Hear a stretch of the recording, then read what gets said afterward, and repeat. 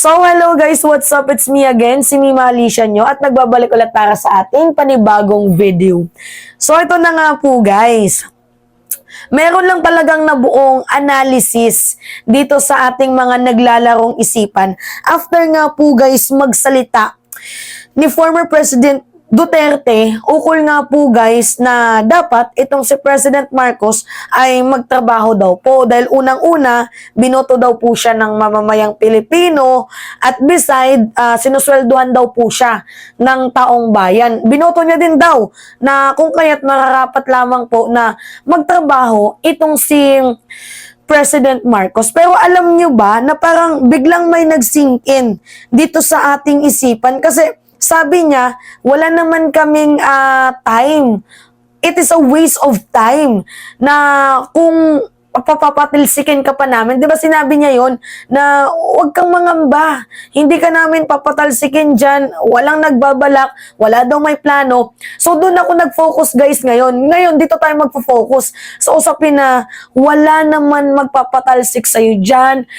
Walang gagalaw sa'yo dyan. Gusto namin matapos yung termino mo bilang isang presidente. Meron ba kayong napansin sa statement niya na yun?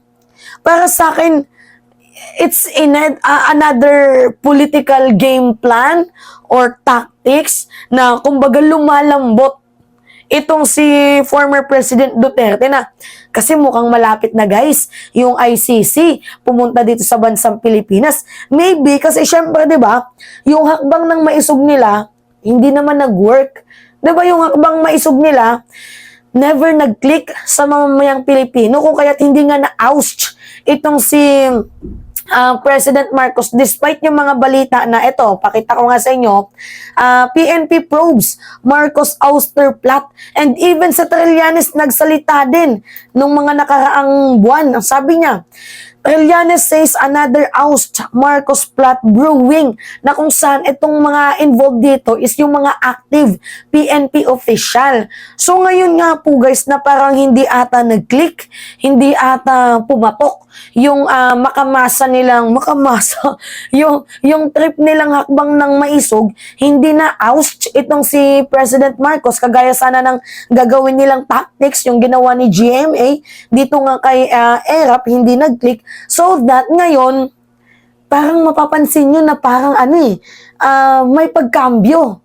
Alam naman natin guys na, taxpayer tayo. And syempre, kukundinahin din natin. Syempre, tayo nagpapasweldo kay PBBM. Pero kung usapang trabaho lang din naman, guys, napaka-workaholic ng ating presidente. Maybe, another term lang yan ng pagpaparinig niya na pagkambyo na hindi gusto namin manatili ka sa presidency mo. Huwag kang matakot, wala kaming balak patalsikin ka. Gusto nga namin matapos yung term mo kasi si Inday wala namang magagawa yan dyan eh. To the point na nilaglag niya pa nga yung anak niya, di ba? Pero yung punto dito, nagigets nyo ba na parang mukhang nagpaparinig na kumbaga meron silang message kasi guys, itong si former President Duterte, medyo malalim din tong magsalita. Gago lang talaga. Pero malalim yan minsan magsalita na kung saan, sasabihin niya na wala pero meron naman pala. Parang ganun eh. Katulad kay tawag dito, kay Sara Duterte. Sabi niya, huwag kang tumakbo bilang presidente or vice president. Noon sinabi niya yan, if I'm not mistaken. Tapos, tumakbo naman itong si Inday, di ba? Tapos ngayon, yung sinasabi niya, hindi, wala kaming balak na patalsikin ka. Maybe, pinagbalakan na nila, hindi lang talaga nag-click. So ngayon, ang ginagawa nila, kasi syempre, sabi ni former Senator Antonio Trillanes, malapit ng ICC by this June or July. Diba? Tapos na yung June, July na. So baka posible. Kasi nasa stage na yung ICC. So, meaning, malapit na nga. Total, di ba, hindi naman nag-click yung yung ouster plot nila na dapat bago matapos yung June or bago pumasok yung ICC, dapat mapatalsik na si PBBM. Tapos, ang nangyari, hindi pumatok yung hakbang ng maisog nila. So that, yung ginagawa nila ngayon, naglilinis. Diba, sasabihin ni Digong, kasi sinabi niya yan guys Sinabi ni former President Duterte, nasa na ba yung video? Ay, hindi pala tayo naka-live. Anyway, dito na lang sa cellphone. Ipa-flash na lang natin dyan. I-edit natin. Ito, pakinggan nyo. And we are paying you. Magtrabaho ka. Do not worry. Nobody is interested or are tatanggalin ka. It's a waste of time. See? Narinig nyo? Sabi niya, magtrabaho ka. Anyway, kung usapan lang din naman ang trabaho, wait lang ha, pakita lang muna natin yung mga dalawa or isa sa mga madaming accomplishment ni President Marcos. Tingnan nyo to ha. This year so far, biggest accomplishment ni President Marcos is yung 13 billion na shabu na ziz ng cops doon sa Batangas checkpoint. Another satisfaction and another ano po yan guys, tawag dito, maipagmamalaki ng ating administrasyon kasi biruin mo, 13 billion na ziz na shabu. Anyway, sabi ng PSA, nung June 6 lang to, 2024, employment rate up to 96% in April 2024. So, meaning to say, dumami yung nagkaroon ng trabaho. Tapos sasabihin ni Digong, magtrabaho ka ng maayos kasi sinuswelduhan ka ng taong bayan. Yan yung sabi ni former President Duterte. Nakakatawa nga namang isipin na magsasalita siya ng ganyan. Ang tanong, nung panahon niya ba, nagtrabaho ba siya? Tapos guys, ito yung kagandahan. Kasi nung, 2 buwan pa lang, hindi pa nga nakakaabot ng first 100 days, itong si President Marcos, yung index crime rate, bumaba from 11.67%. Diba? Bumaba. So, meaning to say, napaka-workaholic talaga ng ating presidente. So, alam ko naman na nagtatrabaho, alam naman natin yan na super workaholic ng ating presidente. Lalo pat yung mga investment pledge pa lang naman yun, diba? Yung pakikipag-usap niya sa mga investor, alam naman natin yan na nagtatrabaho si PBBM. Baka yung anak mo hindi nagtatrabaho, pero yung punto natin dito guys, bakit biglang na-divert sa magtrabaho ka? Tapos, mayroon siyang message na medyo catchy, na na-intriga lang ako dito sa point na sasabihin niya na, wala naman kami balak patalsikin ka. Don't worry, nobody is interested. It is just a waste of time. Doon lang talaga ako na-intriga na parang behind that message, there is another message. Diba na, PBBM, wala naman kaming balak na patalsikin ka. Wala kasi gusto pa nga namin matapos yung termino mo. Ang akin lang naman, huwag mo nang ituloy yung ICC. Pinuray ka na namin eh. Parang ganun guys. Nagigets nyo ba ako? Parang ganun eh. Right? Anyway, tuloy pa tayo sa video. Ganun rin, papalit tayo. Balita mo, Presidente, so bakit? Kung ang anak kong Vice President maging President, would you think that this country would be better than what we have now? Oh, di ba? Nilagak niya ang kanyang anak. Do you think na kapag maging presidente si Sara, yung mga nagagawa mo ngayon, magagawa niya? See?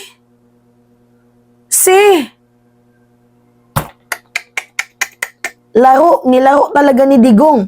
So, I think this is another political game plan, another tactic, or something mas deeper than that. Pero, iisa lang yung nakukuha ko ditong punto. Huwag mo na kaming tirahin, Marcos. Luluhod na kami sa'yo. Huwag mo nang papasukin yung ICC. Maybe parang ganun. Diba? Tuloy.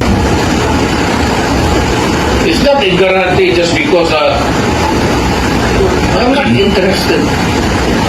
As a matter of fact, I am praying that he should live until the very end of his term. Wala akong gusto ko siyang magtrabaho kasi binoto natin siya. Magtrabaho ka dyan at gawain mo para sa bayan.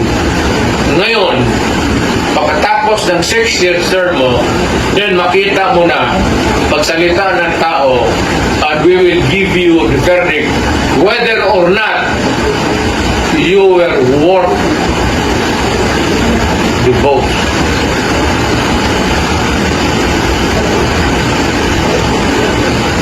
Yan lang na, hindi mo kailangan i-aus mo yan, ikunita-kunita, wala eh. Pagkatapos, sabihin mo na, ikaw, grado mo, ito. Pag maganda, 95 ka, Mr. Marco.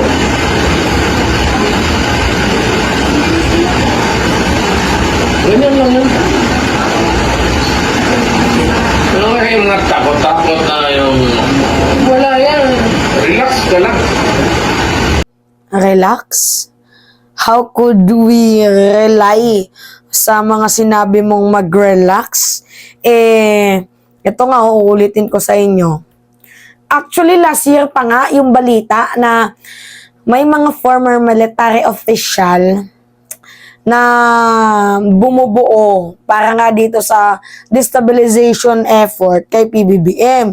Hindi nag-click kasi military na, former na, 'di ba? Tapos na, retired na. So wala na silang power in the government. Tapos ito, lumabas tong balitang to. PNP probes Marcos ouster plot. Binalita yan, pero sabi dyan sa article na yan, hindi pa naman serious threat. Pero meaning, totoo na mayroong ouster plot.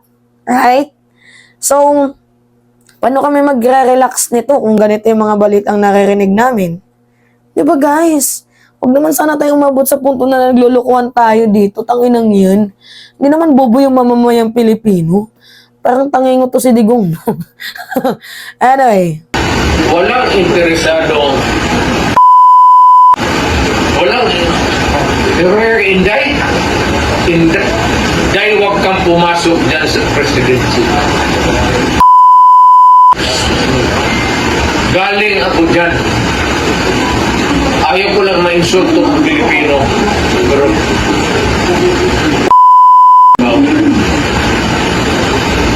trabaho ka.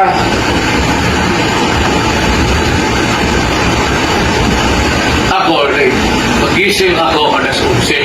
Magkain ako, ligo, kain. Tapos bis, punta ng opisina. Pagdating doon, trabaho na. Matapos ako niyan, alas 10, alas 11. Sa barge ako, pabalik ako, di ako natutulog ng Malacanang eh. Dito lang ako sa likod, yung mabahay-bahay dyan. Tapos, umaga, gano'n. Lakas magbuhat ng bangko ni Digong. Ang lakas magbuhat. So, nagigets nyo ba yung punto ko, mga minamahal? And anyway, beside pa, wala din naman talagang katanggal-tanggal kay PBBM. At saka wala din naman karapatang magreklamo itong si former President Duterte. Dahil unang-una, ang daming ginagawa ng ating presidente. Dapat magreklamo ka sa anak mo. Kasi walang ginawa kundi tumanggap lang ng pera ng taong bayan. 'Di ba? Mga taong to, feeling mga entitled, but kasi binibigyan pa to ng limelight, tangina, nakakatarantado yung ganito. 'Di ba? Nakakatarantado. Kung sasabihin ni at saka ang kapal niya na magsabi na, relax ka lang, wala naman kaming balak, tanggalin ka dyan. Wala naman talagang katanggal-tanggal kay PBBM, bakit yung tatanggalin? Di ba? Walang katanggal-tanggal kay PBBM, so bakit yung tatanggalin? Yan lang. Ang tatarantado tong mga gagong to. Anyway, yan guys. Dito kasi yung laptop ko. Anyway, edit ko na lang tong video natin today. Kasi hindi ako naka-laptop eh. Hindi ko na-flash yung edit na lang natin. Anyway, yan lamang po guys. It's me again, si Mima Alicia nyo. At nagbabalik ulit para sa ating panibagong video.